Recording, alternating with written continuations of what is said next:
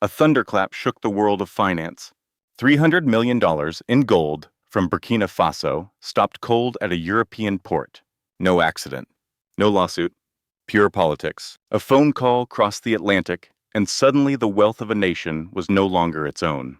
Washington leaned hard, and in the background, the unmistakable voice of Donald Trump declared sovereignty has a price.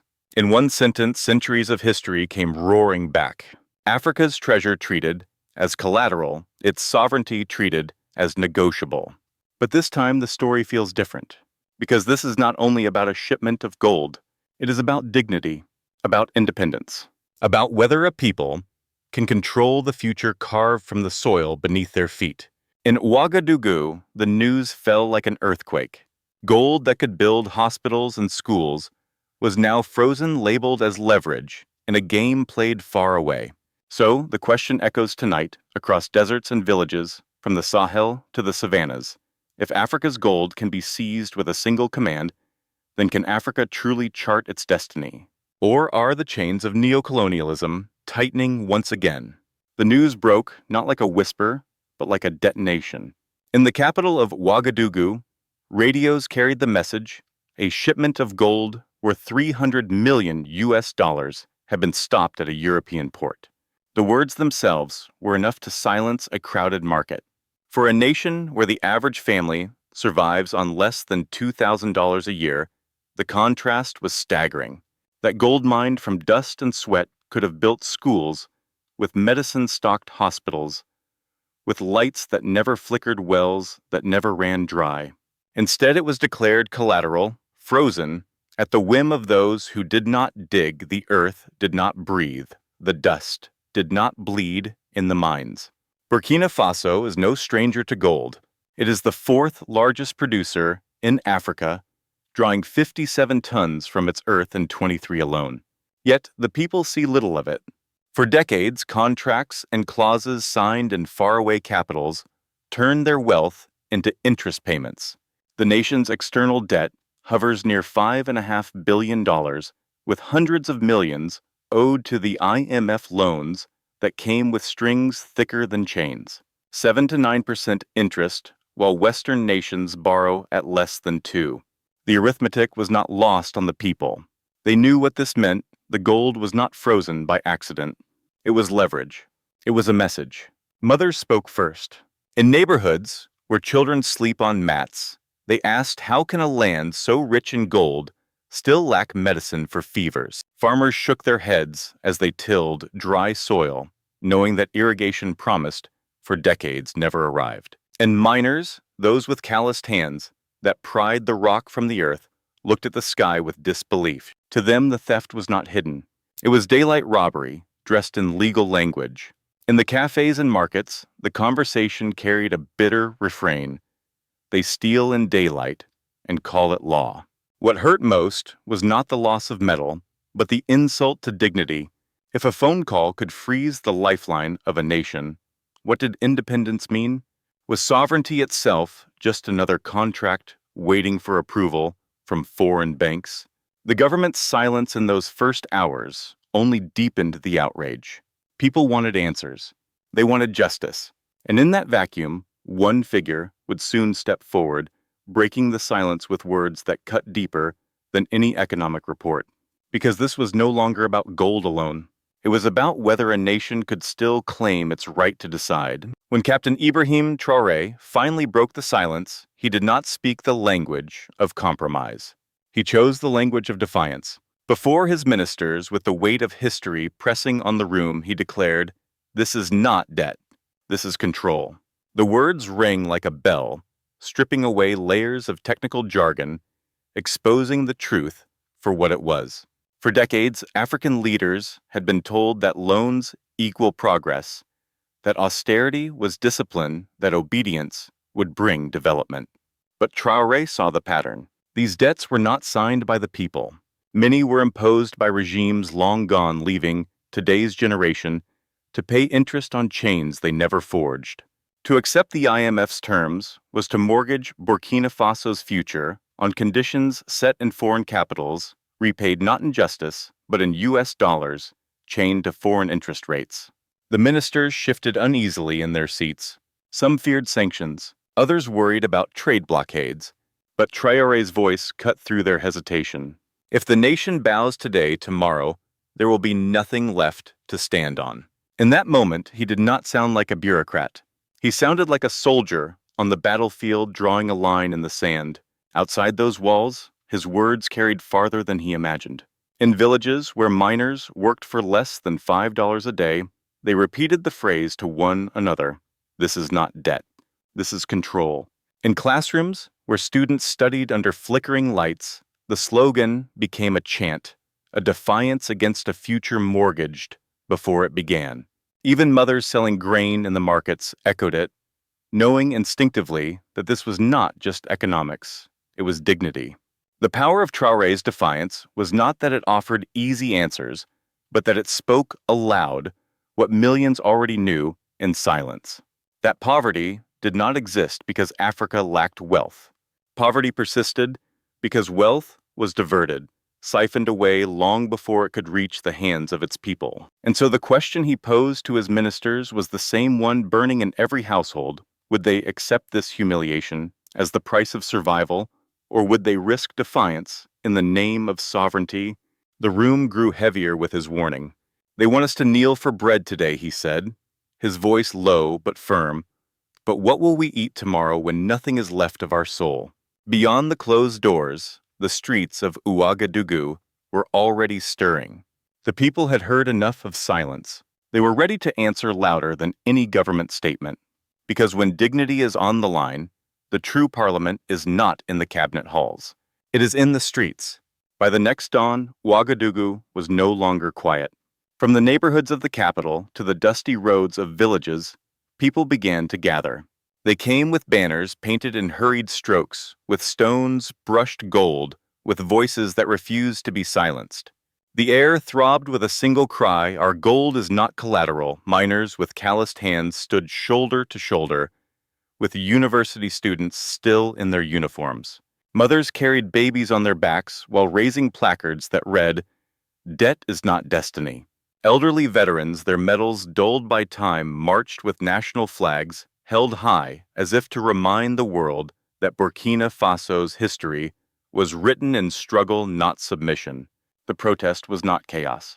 It was choreography born from conviction. Families walked together, farmers carried stalks of millet as symbols of survival, and young entrepreneurs held signs that read, "Build futures, not interest payments." The diversity was staggering.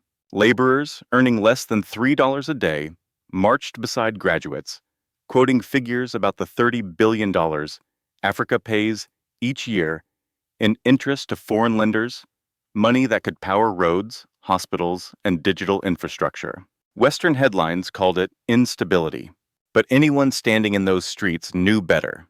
This was not despair, it was courage. The voices were not calling for violence, but for dignity. Their chants rolled like thunder across neighborhoods, spilling into the countryside, reaching as far as Bamako and Niamey through images shared online. Hashtags demanding sovereignty began to trend, carrying the Sahel's heartbeat beyond its borders. There was symbolism everywhere. In one corner, children painted small stones with gold paint, handing them to elders as tokens of hope. In another, teachers marched with chalkboards strapped to their backs, scrawled with the words, "Education, not exploitation." Each detail transformed statistics into lived reality. The momentum grew with every hour, and for the first time in years, ordinary citizens did not feel like isolated victims of a faceless system. They felt part of a collective stand, a movement larger than one shipment of gold, larger than one leader, larger even than one nation. The courage in those streets was not naive. Everyone knew the risks, sanctions, media smear campaigns, even attempts at political subversion. Yet their presence testified to a deeper truth: people would rather face hardship together than surrender dignity alone. At one point, a preacher's voice rose above the crowd. The story does not end with him, it ends with us. When the moment comes, will you stay seated or rise to claim your place? The words cut through the air, and for a moment, the protest became more than resistance. It became a sermon, a covenant between generations. But protests alone would not be enough.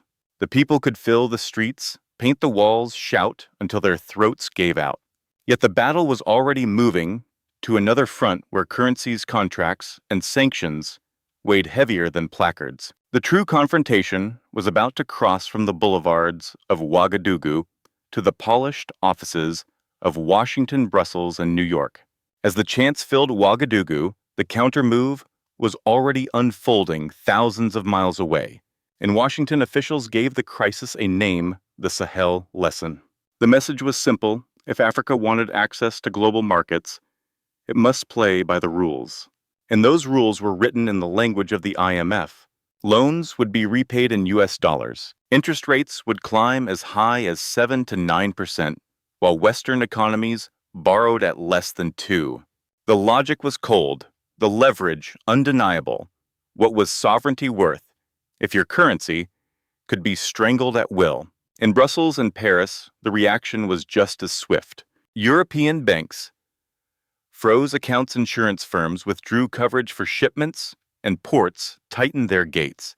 To the public, the explanation was wrapped in technicalities, risk management, compliance. But to those watching from the Sahel, the meaning was clear. This was not neutrality. It was economic warfare without bullets. Western media joined the chorus.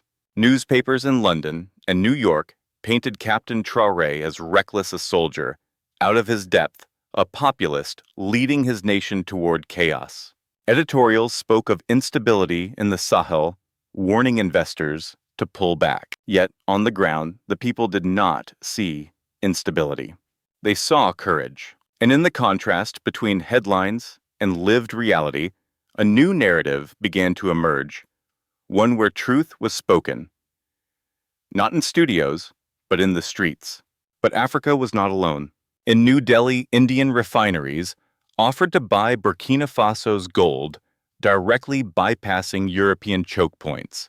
Russian and Chinese firms proposed supplying refining technology, promising to raise margins by 20 to 25%. What sanctions sought to suffocate new alliances began to breathe into life. For every blockade, an alternative route appeared. For every closed port, another door opened. The IMF saw more than a single nation's defiance. It saw a dangerous precedent. If Burkina Faso could align with BRICS' shift toward alternative currencies and keep its gold outside of Western vaults, others might follow. Mali, Niger, Guinea. The dominoes were visible. The risk was not $300 million. The risk was losing control of billions in resources tomorrow. Analysts in Washington framed the moment as a test. Was Africa ready to gamble its future on untested alliances, or would it return to the discipline of IMF supervision? Yet in Ouagadougou, the framing was different. For them, it was no gamble. It was survival. The collision of these two narratives, the language of discipline versus the language of dignity, was now inevitable. Contracts and sanctions would no longer remain invisible tools of pressure.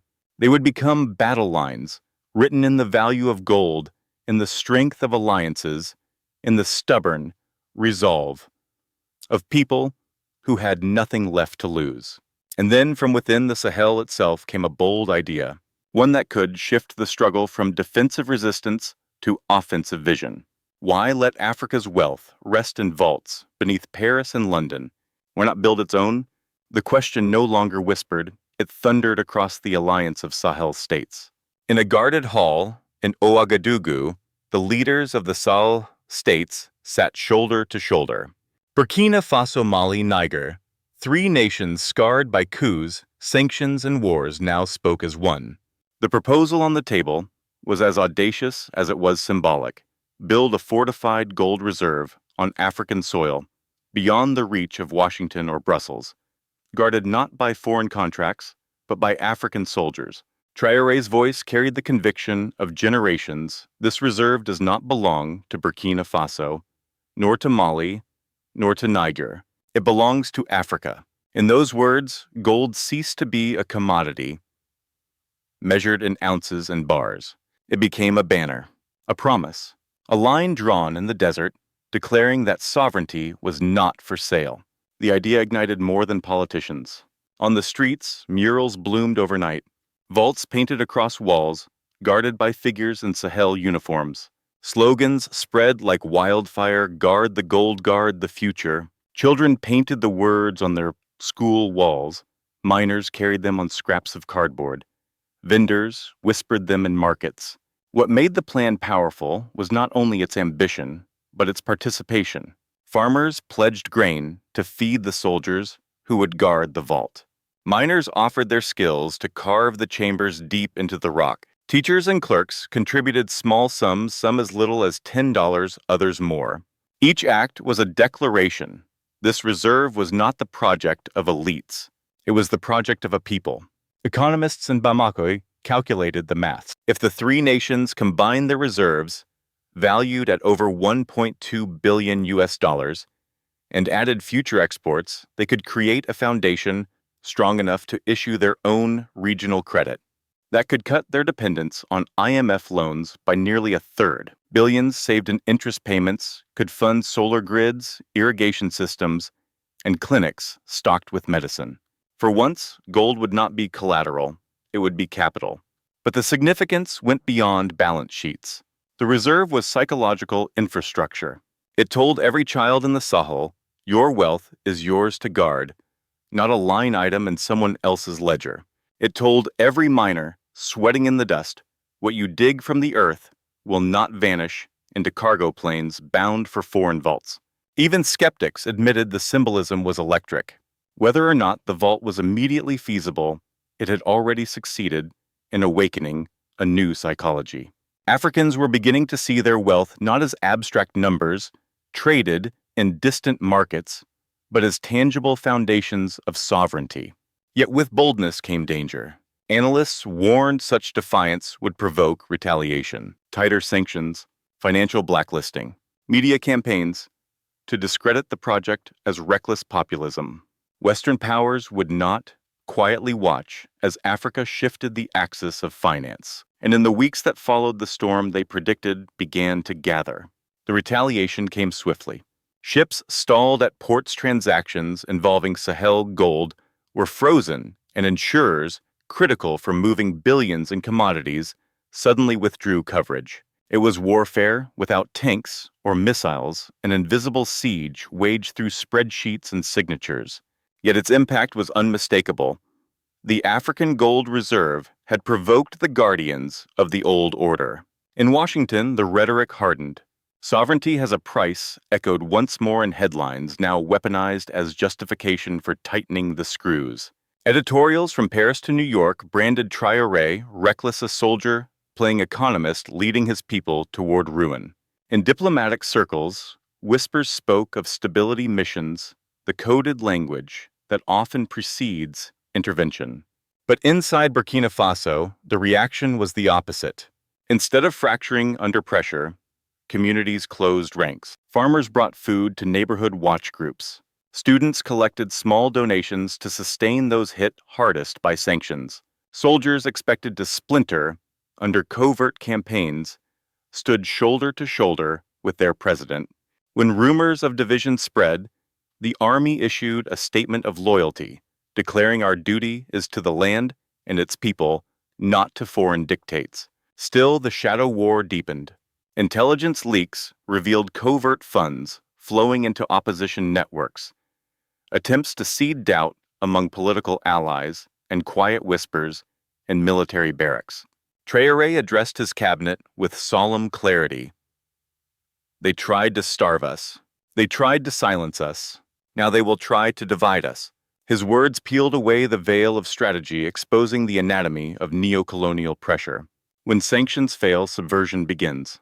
Then came the revelation that shifted perception from suspicion to certainty.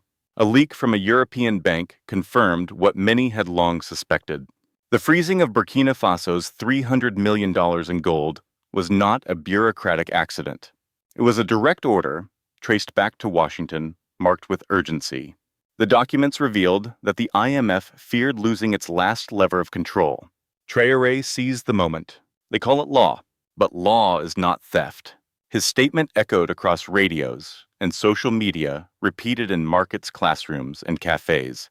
For the first time, Africa had more than outrage, it had proof. And proof, once public, cannot easily be buried. Some whispered it was rumor, others swore it was truth. Yet whether fact or fable, the story lived in the people's hearts as if it were history itself. In that way, it became more powerful than evidence. It became memory. Across the region, solidarity hardened. In Bamako, young men painted slogans, better hunger and freedom than bread and chains. In Niamey, women marched carrying clay pots filled with sand, a symbol of resilience. Even if gold was taken, dignity would not be. Online activists from Dakar to Dar es Salaam rallied with hashtags demanding sovereignty. But the storm was far from over. Each sanction invited innovation. Each blockade invited resistance. Yet every victory raised the stakes. Western capitals, unwilling to lose control of a narrative, centuries in the making, prepared their next move. And as the Sahel braced itself, one question remained. Could the will of a united people withstand the full weight of a global system determined to break them? The story that began with $300 million in frozen gold had become something far greater. It was no longer about bars locked in vaults or contracts scribbled in foreign offices. It had transformed into a declaration, a continent's refusal to kneel. At the Alliance of Sahel States Summit, Captain Ibrahim Traoré rose to speak. His words carried the gravity of centuries. Gold is not collateral. Gold is freedom, and freedom is never begged. It is built. The hall fell silent, then erupted in applause that echoed far beyond its walls. Across Mali, Niger, and Burkina Faso, those words became a covenant, repeated in markets and classrooms, and in villages lit by lanterns. What Western powers tried to frame as recklessness had instead sparked solidarity. What was meant as punishment became the seed of unity, and what was once just metal buried in soil now stood as a banner of independence. Africans, for the first time in a generation, began to imagine their wealth not as a debt to be repaid, but as a foundation to be guarded. But history does not close so easily. Every empire that once looted Africa believed its chains would last forever. Yet every chain has broken sooner or later. The question is not whether the pressure will come, it already has. The question is whether the spirit rising from Ouagadougou will endure the storm. So I leave you with this: has Africa begun its irreversible march toward financial independence, or will this awakening be written as another promise, interrupted? If your ancestors could see this moment, what word would you leave for them? Type it below. A single word, a vow, a flag for the future,